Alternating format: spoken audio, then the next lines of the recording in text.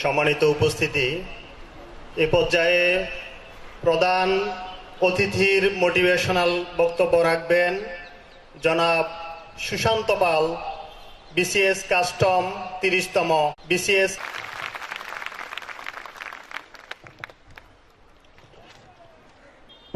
আমি কিন্তু সুশান্ত পাল নয়।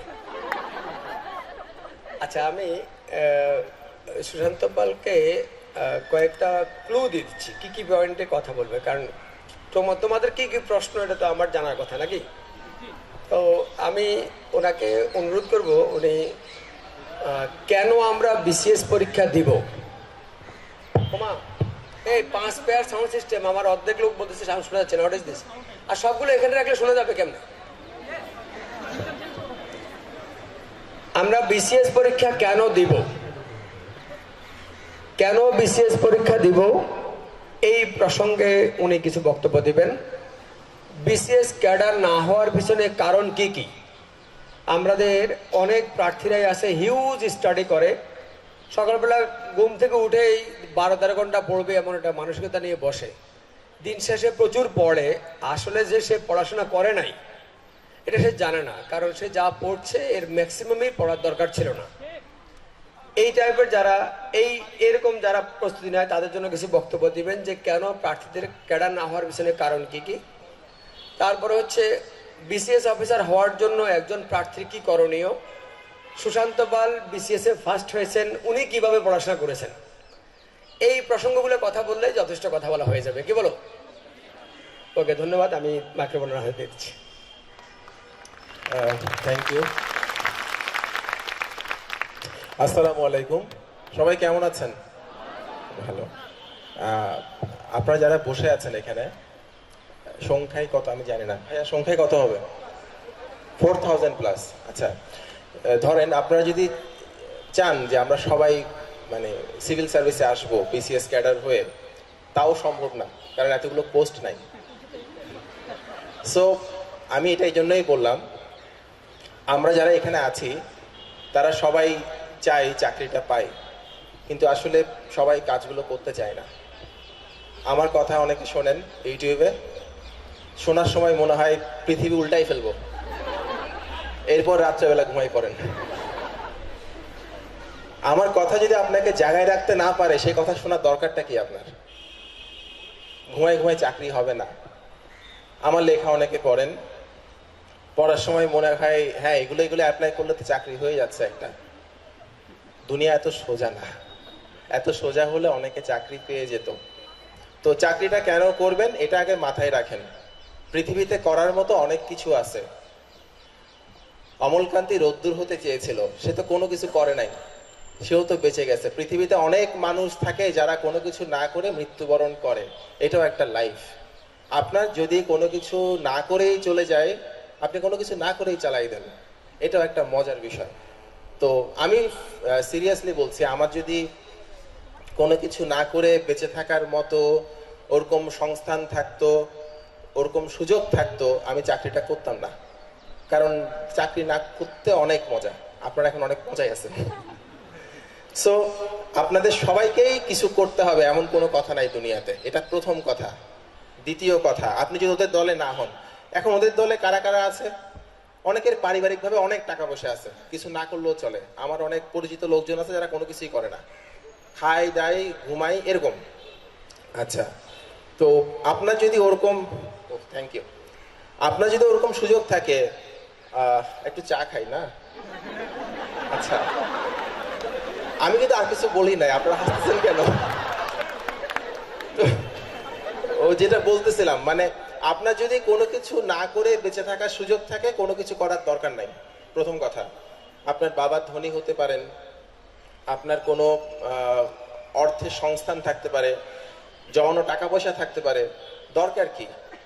আচ্ছা, যদি কিছু করতেই হয় তাহলে প্রথমে ঠিক করেন আপনার জন্য কি করা উচিত। আজকে সকালের কথা বলি, ইস্ট ওয়েস্ট বিশ্ববিদ্যালয়ের এক ছোট ভাই আসছে দেখা করার জন্য আমার সাথে। তো সে বলছে, ভাইয়া কি করব, আমি ইঞ্জিনিয়ারিং পড়াশোনা করছি, এখন আমি কোন চাকরিটা ভালো হবে। তো কথা প্রসঙ্গে জানতে পারলাম ওর দাদাজান হচ্ছেন 4 বারের এমপি। ওর চাচা হচ্ছেন উপজেলা চেয়ারম্যান, ওর বাবা আঙ্কেল উনিও বোধ হয় জেলা আওয়ামী লীগের সাধারণ সম্পাদক বা এমন কিছু একটা। তাই আমি বললাম ভাই তুমি রাজনীতি করো। আই মিন ইট। বাংলাদেশকে চালাচ্ছে রাজনীতি যারা করে তারা, আমরা কিছুই না ভাই। আমরা যারা চাকরি করি আজকে আসি তো কালকে নাই না, এত সোজাও না চাকরি যাওয়া, বললাম আর কি। এত সোজা হলে আমার চাকরি বহুদিন আগে চলে যেত। আমার চাকরি চলে যাবে এরকম অনেকেই খুব আশান্বিত হয়েছিলেন আর কি, তাদেরকে আশাহত করে আমি এখনো চাকরি করে যাচ্ছি, হোয়াট এভার। তো আমি ওকে বললাম যে তুমি একটা কাজ করো ভাই, তুমি রাজনীতি করো, এবং আমি চাই আজ থেকে 4-5 বছর পর তুমি এমপি ইলেকশন করে এমপি হবা। তখন তোমার বয়স হবে 29-30। আমি তোমাকে প্রথম ফোনটা দিয়ে স্যার ডাকবো, এটা আমার ইচ্ছা। কারণ আমাদের এমপি মহোদয়কে স্যার ডাকতেই হবে, এটা নিয়ম। আমাকে না, শুধু সচিবদেরকেও স্যার ডাকতে হবে, এটা নিয়ম। তো আমি ওকে বললাম ভাই আমি প্রথম স্যারটা আমি ডাকবো, এটা আমার ইচ্ছা, তুমি রাজনীতিতে চলে যাও। আমি আপনাদের বলছি এত ইমোশনাল হওয়ার কোনো কিছু নাই।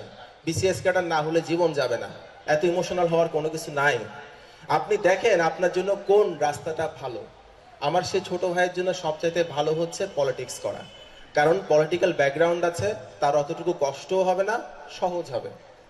গত 4-5 দিন আগে চট্টগ্রামে এক ভাই দেখা করতে আসছিল অফিসে, তারও একই প্রশ্ন, সে বিসিএস পরীক্ষা দিবে, চট্টগ্রাম বিশ্ববিদ্যালয়ে পড়াশোনা করতেছে ইত্যাদি ইত্যাদি। কথা প্রসঙ্গে জানতে পারলাম তার বাবা হচ্ছে অনেক বড় একজন ব্যবসায়ী, অনেক বড় ভালো ব্যবসায়ী। আমি তাকে বললাম ভাই তোমাকে একটা কথা বলি, তুমি চাকরি বাকরির দিকে যেও না, তুমি বিজনেস করো। আঙ্কেল বিজনেসটাকে যদি 10-এ নিয়ে থাকেন তুমি সেটাকে 100-তে নিয়ে যাও, এটাই তোমার অ্যাসাইনমেন্ট। যদি এটা করতে পারো তুমি সাকসেসফুল। তখন ভাইয়া আমি তো এভাবে করে চিন্তা করি নাই, আব্বাও তো বলতেছে চাকরি করার জন্য। নো আঙ্কেল বুঝতেছে না, কারণ আমরা একটু ব্রেক নিই। হ্যাঁ,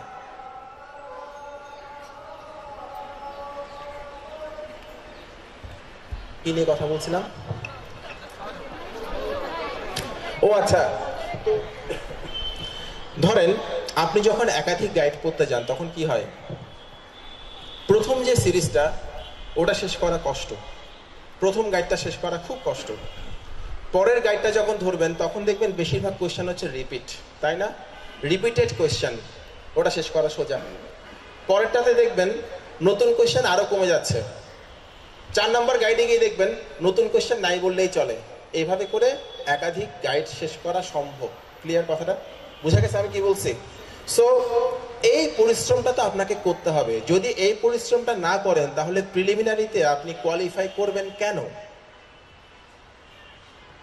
যারা পরিশ্রমটা করবেন তারা তো আপনার চেয়ে একটু ভালো পজিশনে থাকবেন, এটাই স্বাভাবিক।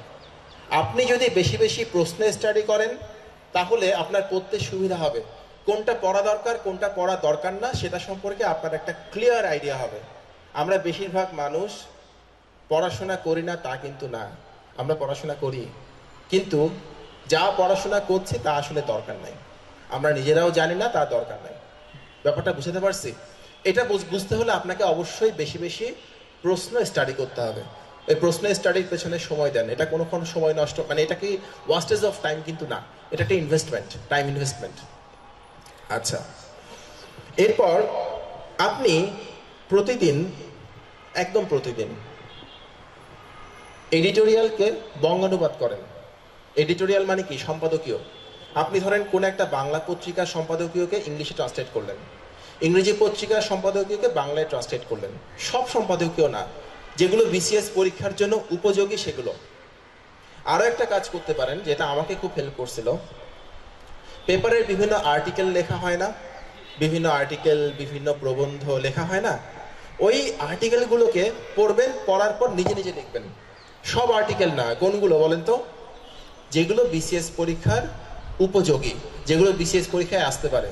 এটা বুঝবেন কি করে? ওই যে বললাম, প্রশ্ন স্টাডি করে। এটা আপনার ফ্রি হ্যান্ড রাইটিং স্টাইলকে ডেভেলপ করবে, অনেক বেশি ডেভেলপ করবে।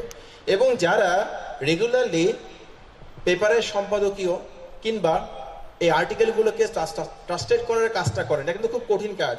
সম্পাদকীয়কে ট্রান্সলেট করা, অনুবাদ করা ভীষণ কঠিন কাজ। যদি কেউ এই কাজটা নিয়মিত করেন, আপনার ভোকাবুলারিতে কখনো কোনো সমস্যা থাকবে না, আপনার লিখতে গিয়ে কখনো কোনো সমস্যা হবে না, কোনো গ্রামারে ভুল হবে না। ক্লিয়ার? আমি আবারও বলছি এই কাজটা করা ভেরি ডিফিকাল্ট, কিন্তু খুবই এফেক্টিভ। ওই যে বললাম, জোর করে করতে হবে, জোর করে টেবিলে বসে থাকতে হবে, এভাবে বসতে বসতে একটা সময় আপনার প্র্যাকটিস হয়ে যাবে। ক্লিয়ার? এটা একটু করেন, এটা খুব কাজে আসবে। এটা শুধু এখানে না, বিভিন্ন ব্যাংকের চাকরির পরীক্ষা বলেন, পাবলিক সার্ভিস কমিশনের অন্যান্য চাকরির পরীক্ষার কথা বলেন, খুব হেল্প করবে। খুব ভোকাবুলারিতে কখনো কোনো প্রশ্ন ভুল হবে না অ্যাটলিস্ট আপনার, এবং আপনার রাইটিং অন্য অনেকের চাইতে ভালো হবে। বিসিএস পরীক্ষায় প্রচুর লিখতে হয়, প্রচুর মানে প্রচুর। মানে আমার মনে আছে সম্ভবত বাংলাদেশ বিষয়াবলী প্রথম পত্র এবং আন্তর্জাতিক বিষয়াবলী, এই দুইটা সাবজেক্টে, আর বোধহয় বাংলা দ্বিতীয় পত্র, যতটুকু মনে আছে আমার। বাংলা প্রথম পত্রের রচনা আসে নাকি দ্বিতীয় পত্রে আসে? দ্বিতীয় পত্র। আপনাদের সময় কি প্রথম পত্র দ্বিতীয় পত্র আছে নাকি নাই আমি জানি না। এখন কোনো পত্র আছে মানে এরকম আলাদা করা আছে? আচ্ছা, না পত্র তো নাই, আমাদের সময় বাংলা ছিল। ভাই আমি তো ভুলে গেছি সব। 200 ছিল না? মানে প্রথম পত্র দ্বিতীয় পত্র ঠিকই তো আছে, এখনো 200। আচ্ছা, তো ওখানে আমি এত লিখছিলাম, বৃত্ত যেগুলো ছিল সেগুলো ভরাট করার পর আরো পেজ নিছি। পরে ম্যাডাম আমাকে বললেন, যিনি ইনভিজিলেটর ছিলেন, যে আপনি আরেকটা বৃত্ত বানান, ভরাট করেন, পেজ নাম্বারটা লিখেন।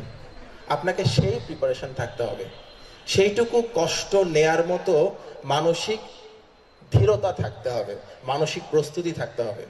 খুব কষ্ট করছি আমি। চাকরি কিন্তু এমন হয় নাই একদিন সকালবেলা উঠে দেখলাম রাজকুমার ঘোড়ায় চড়ে চলে আসছে, ওরকম কোনো কিছু না। আমি প্রচুর কষ্ট করছি, এবং আমি একটা সময় নিজেই বুঝতে পারছি আমি একটা চাকরি পাবো। আমার ফার্স্ট চয়েস না হোক, আমি সেকেন্ড চয়েস হলেও পাবো। ফার্স্ট হবো এটা কোনোদিনও বুঝি নাই। এটা হয়ে গেছে, আই এম সরি। তো আসলে মানে রেজাল্ট বের হওয়ার পর আমি বুঝতে পারছি কি জানেন, আমার প্রথম অনুভূতি ছিল, ধুস শালা, এত কষ্ট না করলেও তো হইতো। ফার্স্ট হয়ে বসে আছি। ডেলি 15 থেকে 16 ঘন্টা পড়াশোনা করতাম ডেলি। মানে আমি জানি না আমি কিভাবে করছি, আমি জানি না এটা আমি তখন এতটা কষ্ট কেন করছি, কিভাবে করছি আমি জানি না, কিন্তু আমি করছি, এবং I was rewarded for that. আমি এটার পুরস্কার পাইছি। তো আপনি আপনার শক্তির জায়গাগুলোকে চিনতে শিখেন। আপনার কোন কোন স্ট্রং পয়েন্টগুলো আছে এগুলো চিনতে শিখেন। এগুলো চিনতে শিখলে হবে কি, সেগুলোকে ইউজ করতে পারবেন।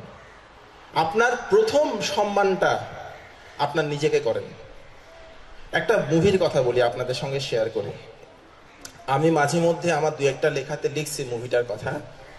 একটা মুভি আছে শব্দ, কেউ দেখেছেন এখানে শব্দ মুভিটা? ওকে,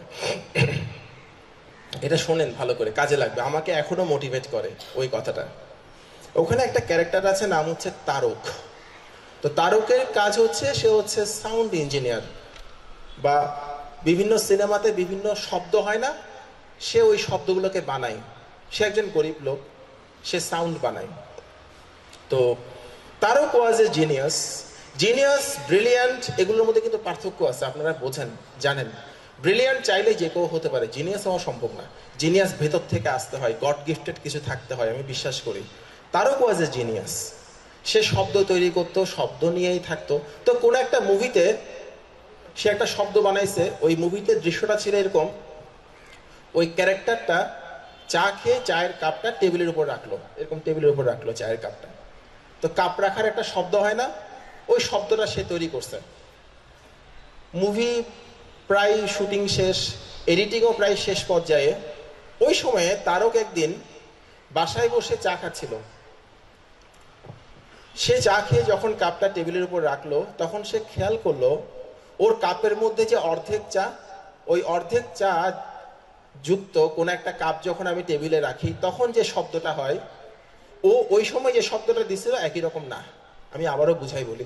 ওই দৃশ্যে ধরেন নায়ক যে চা খাচ্ছিল, ওই চাটা অর্ধেক কাপ ছিল, ওই অর্ধেক কাপটা সে রাখছে, তখন একটা তারক শব্দ তৈরি করে দিছে অলরেডি। পরে তারক আবিষ্কার করলো, তখন যে শব্দটা সে তৈরি করছিল ওটা ছিল খালি কাপ দিয়ে তৈরি করা।